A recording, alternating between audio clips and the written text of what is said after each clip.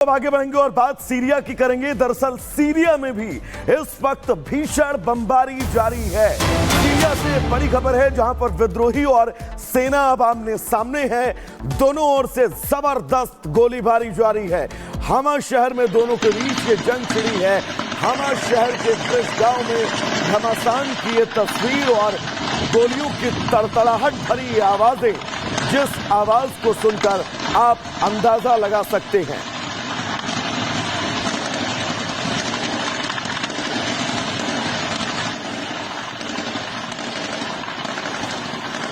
तो बिल्कुल ये तस्वीर सीरिया में उस भीषण जंग को दस्तक देती हुई और उस जंग को पूरी तरह से प्रदर्शित करती हुई जो लगातार उस वक्त उसकी सरजमी पर जारी है।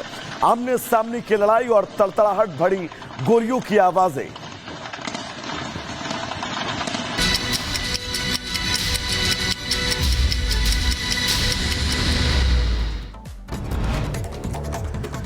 तमिलनाडु के तिरुवन्नमलाई में लैंडस्लाइड से लगातार हड़कंप। अरुणाचलेश्वर मंदिर के पास चट्टान गिरने से एक घर में फंसे 5 बच्चों समेत 7 लोगों की मौत। 20 घंटे बाद शव बरामद किया गया। केरल के अल्लापुझा में तेज रफ्तार कार और बस में जोरदार टक्कर। भीषण सड़क हादसे में मेडिकल कॉलेज के 5 छात्रों की दर्दनाक मौत। 2 छात्र गंभीर रूप से घायल।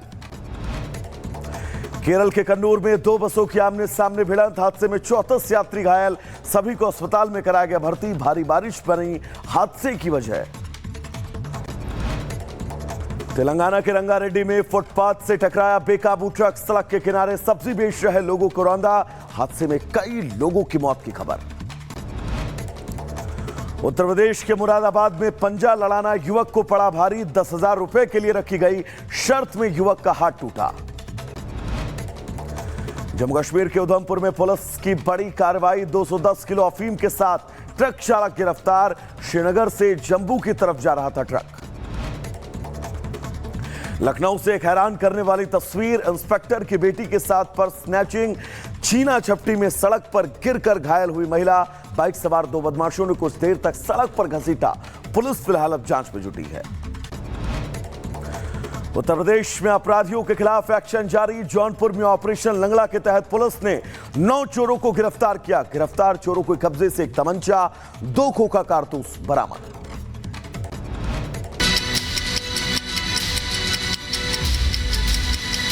जिन 6 तस्वीरों की विस्तृत जानकारी और विस्तार हम आपको बताएंगे, लेकिन गुड मॉर्निंग भारत में बात और शुरुआत एक बड़ी और अहम खबर से, जो इस वक्त घाटी से निकलकर सामने आ रही है। आपको बता दें, श्रीनगर में आतंकियों और सुरक्षा बलों के बीच मुठभेड़ जारी है और खबर यह है कि 2 आतंकियों को सुरक्षा बलों ने घेर रखा है। जम्मू कश्मीर में एनकाउंटर से जुड़ी ये बड़ी और अहम खबर। मध्य कश्मीर के श्रीनगर में मुठभेड़ जारी है। दरअसल हारवान ये इलाका जहां पर ये एनकाउंटर इस वक्त चल रहा है। कश्मीर के हारवान में एनकाउंटर हो रहा है। कुछ आतंकियों के छिपे होने की जानकारी मिली थी और अब यहां पर लगातार एनकाउंटर जारी है।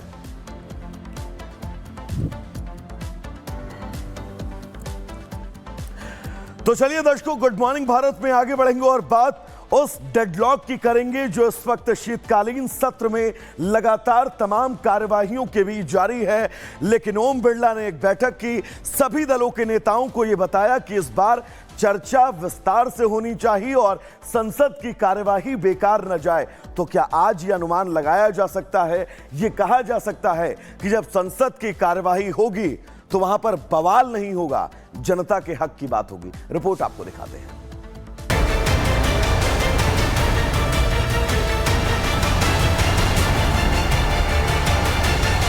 संसद का शीतकालीन सत्र जब से शुरू हुआ, तभी से लगातार लोकसभा और राज्यसभा की कार्यवाही हंगामे की भेंट चढ़ रही है।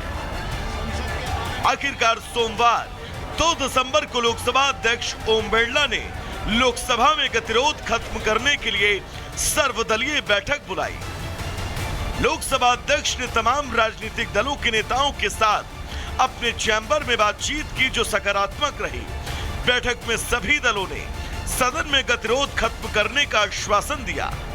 भी चलेगा मैम? Of course, और संविधान को लेकर चर्चा को लेकर on the 13th and the 14th.